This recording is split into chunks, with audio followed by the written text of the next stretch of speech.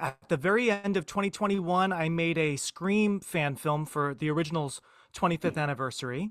And Steve, who plays our killer in this film, I loved the action of being a killer. Just to be able to have Hook in my hand felt great. he was a character in that. That's where we met. And it really took off. It's by far my most popular short. So then I thought, I'm going to do that again and make one for the I Know What You Did Last Summer franchise. And that's where Your Last Summer came to mind. It's basically a sequel to the original film.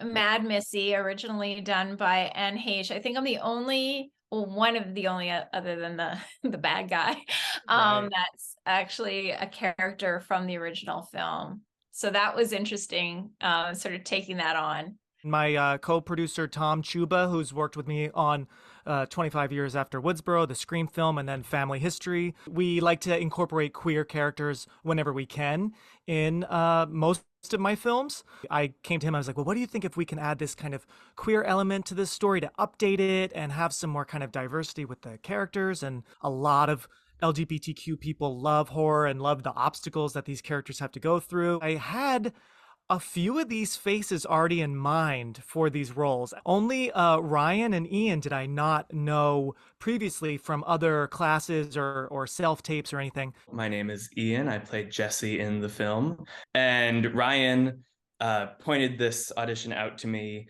for this role. And I was very excited because I don't get to audition for a lot of queer characters. They're not super well represented in a lot of short films and things, I find, which is odd. Found it on Backstage. Actually applied for Ian's role initially. I thought I wanted to be Jesse. And then Mark got back to me and he was like, hey, you should try for Hank.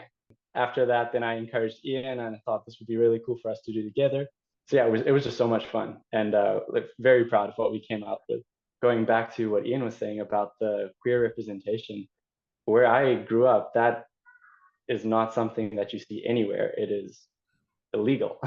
So for me to be able to come here and tell those stories in a positive and a normal manner is incredible, and it's not something that I would have had the opportunity to do elsewhere. So working on this film is a great privilege for me, and it's impacted my life significantly just being on it and having my circle and my community from all over the world see me participate in something like this. It's unapologetic and it's fantastic in that way. When I went into schools as Miss Massachusetts Teen 2022, I'm now a former, much like my character Bridget, also, I'd like to say, because she is also a pageant girl. She was the Croaker Queen in Your Last Summer.